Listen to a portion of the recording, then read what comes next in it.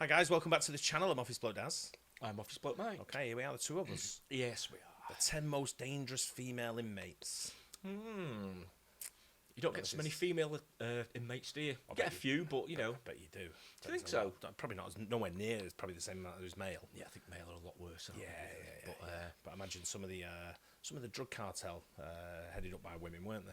Oh yeah, I suppose so. Yeah, watch some of that's them. a good point. A couple of them are quite dangerous. Yeah. So I don't know if. I always find it a bit more sinister when women are really, really bad. Yeah, serial killers. Yeah, you just don't expect it, do you? But no. Yeah, it's a bit more chilly now, I think. I kind of agree with you a little bit. Yeah. You kind of expect it from some. You look at some men and you think, what do you look at him? Yeah. They're not one of them. Yeah. Of course he's going to be that. a psycho. Yeah. And then you look at women and you think, what? I really? get what you mean. You did what? Did you get into it? 10 most dangerous female inmates.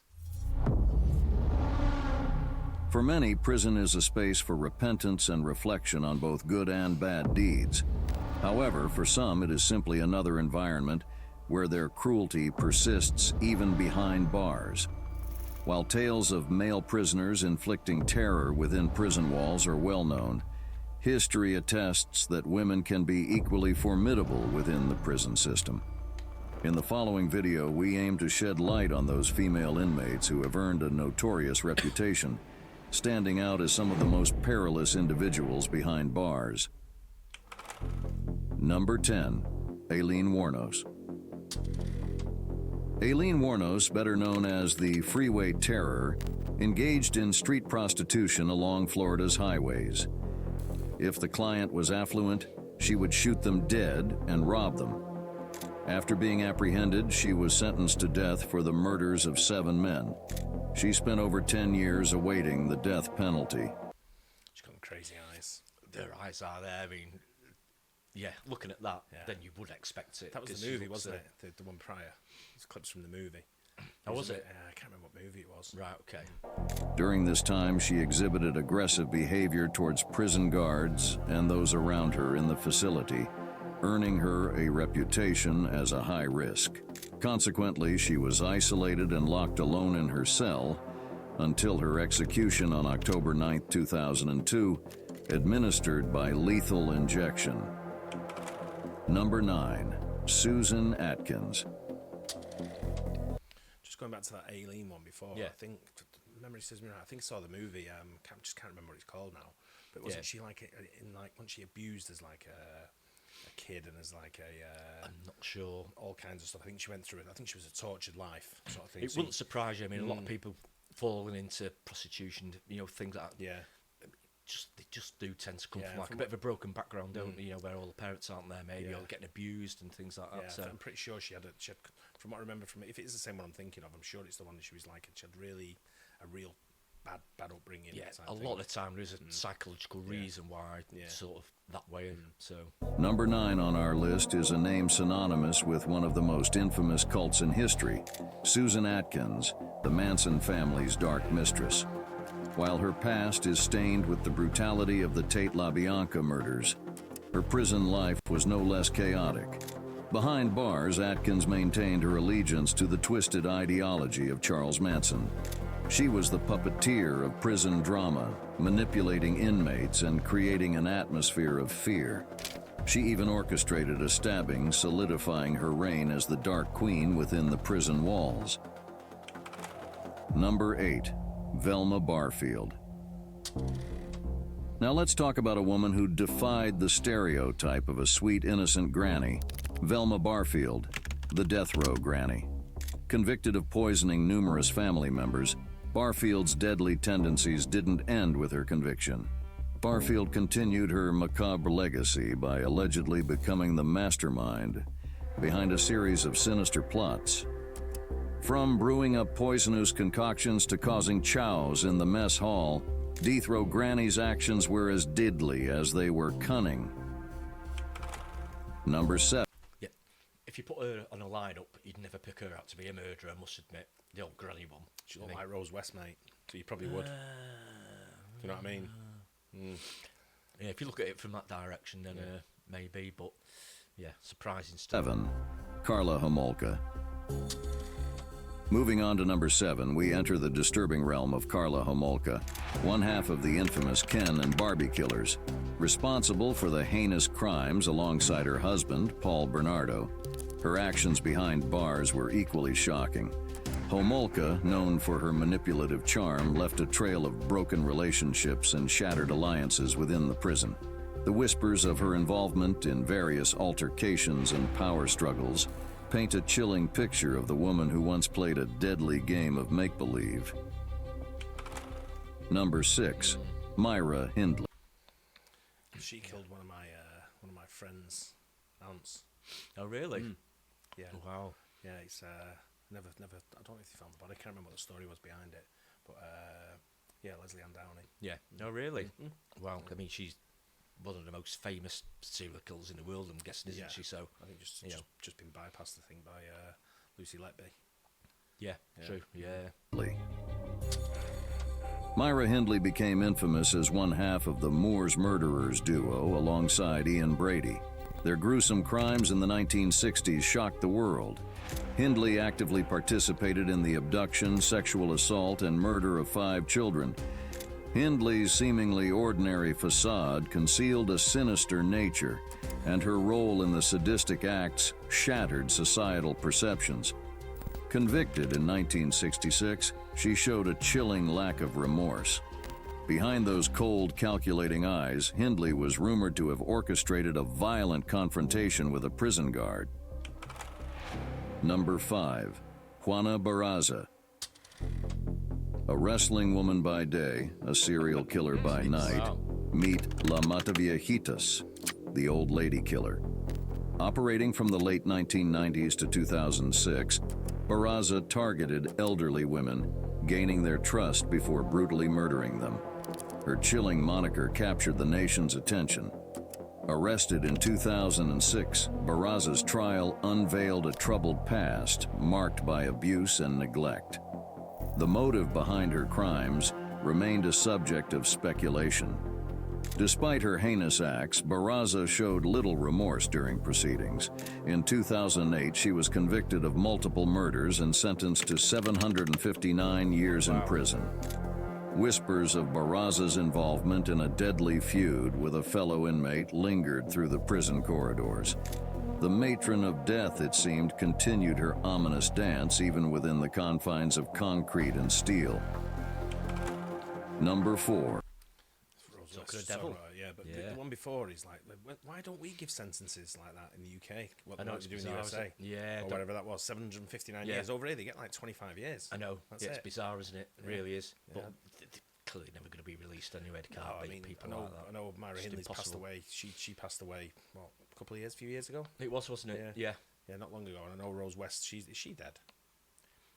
I'm not sure, to be honest. I know Fred West died, didn't he?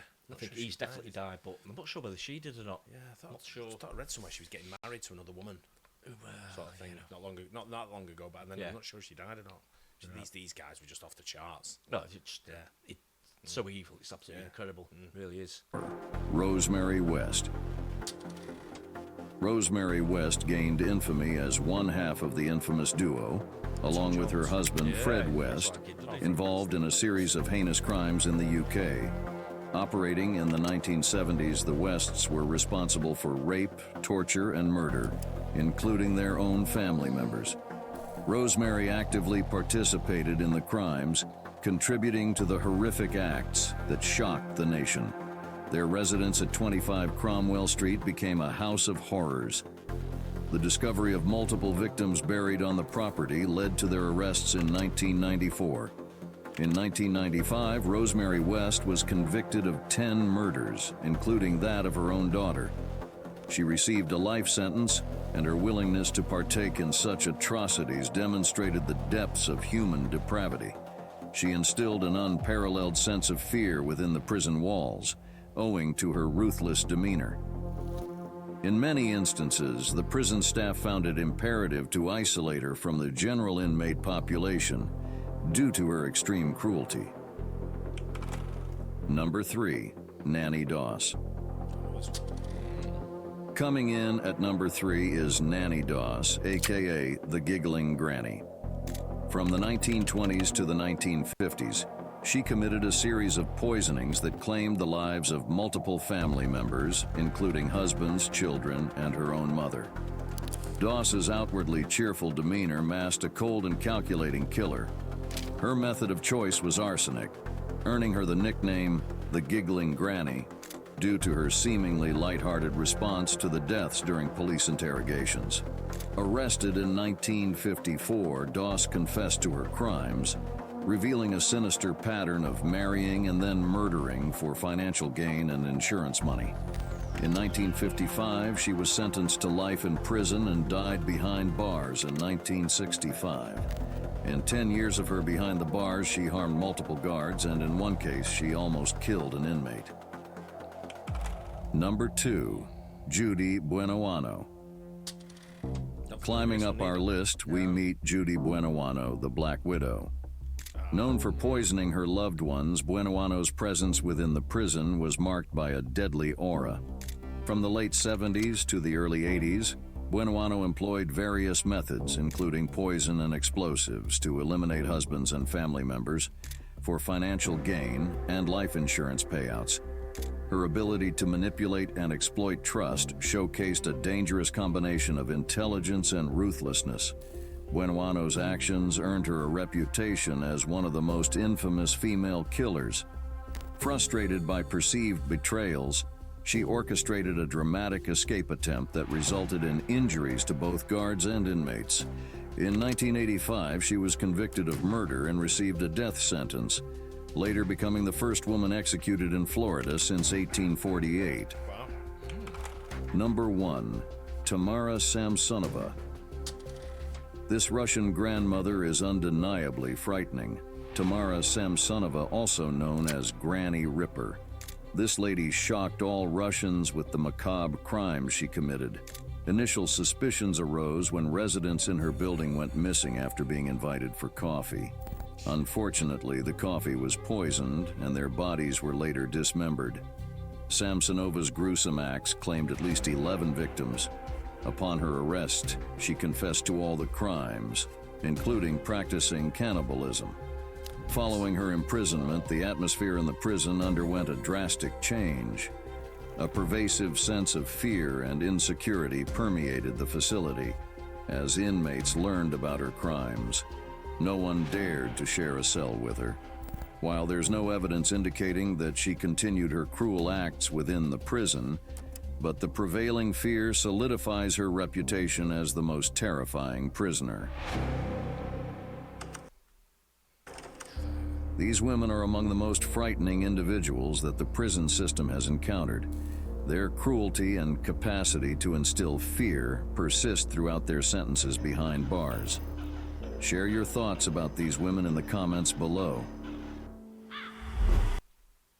Wow. Yeah, some nasty people though. That's for sure. They were all bad. Bad. Oh, yeah. Very much so. You know, when you're talking about like some women more sinister when they do it and all that, they just off the charts. It's off the scale, isn't it? Really, the sort of like cruelty and it's on the same level as what men do. Yeah. Don't know what they. Oh, what absolutely. They Yeah. But I mean, a lot of it is probably down to upbringing and things like that. You know, your past. But I don't know. It's some of it's so bad. You think that one at the end? What was it, Granny Ripper? Did they call her? Yeah, that's right. Yeah. Do you think she would have done that all on her own? Seems like a seems major unlikely. crime If you've got like a dead body, I suppose if you dismember it, then it's easy to move. But I mean, she wasn't like the biggest person in the world, was she? So, and she was practicing cannibalism as well. Yeah, and the other one she was doing like over 30 years, you know, killing husbands and stuff like that, and getting insurance money. You think people would see a pattern emerging, but I don't. I'm sure. I mean, you don't hear as much nowadays as like serial killers nowadays. You don't.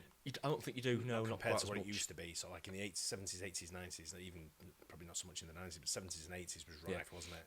I think maybe they pick up on things, nasty people, a little bit earlier. Maybe I don't know. But you've also got that. You know, there's a lot. Technology's a little bit better now as well. You know, to try and find out different things. You know, science is a little bit more advanced. But some crazy people out there.